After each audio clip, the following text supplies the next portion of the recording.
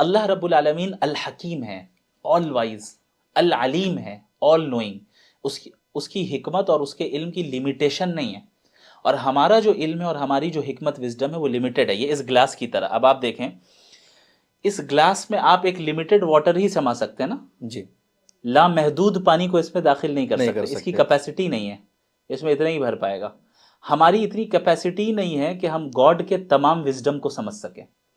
ہماری اتنی کیپیسٹی ہی نہیں ہے کہ گاڈ کے پورے نالج کا ہم احاطہ کر سکیں. تو ہمیں اتنا ہی سمجھ میں آئے گا جتنا اتنے پانی کے اندر ہے یا اس گلاس کے اندر ہے.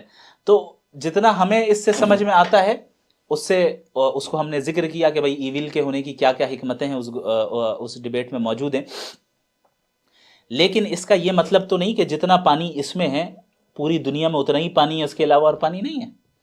تو کسی چیز کی حکمت اور وزڈم اگر ہمیں سمجھ میں نہیں آ رہی، اس کا مطلب یہ نہیں ہے کہ اس کے پیچھے وزڈم نہیں ہے. اور اس چیز کو ایک ایتھیسٹ بھی اپنے ڈیلی لائف میں اس پرنسپل کو ایکسیپٹ کرتا ہے.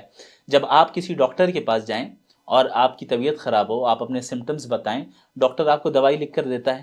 کیا آپ کو اس بات کا علم ہوتا ہے کہ ہر دوائی کے پیچھے کیا حکمت اور کیا وزڈم ہے؟ نہیں ہوتا. بہت ساری کیا ایسی آپ دوا ہوتی ہے جس کا کوئی نہیں ریزن جانتے؟ نہیں ہوتا.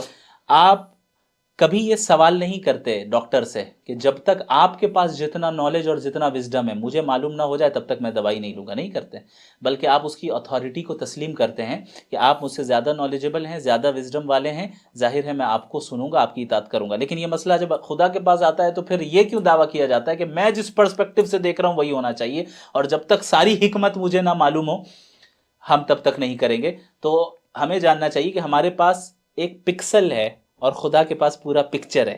تو اس پکسل کو دیکھ کر پورے پکچر کو جج نہیں کیا جا سکتا. لیکن اس دن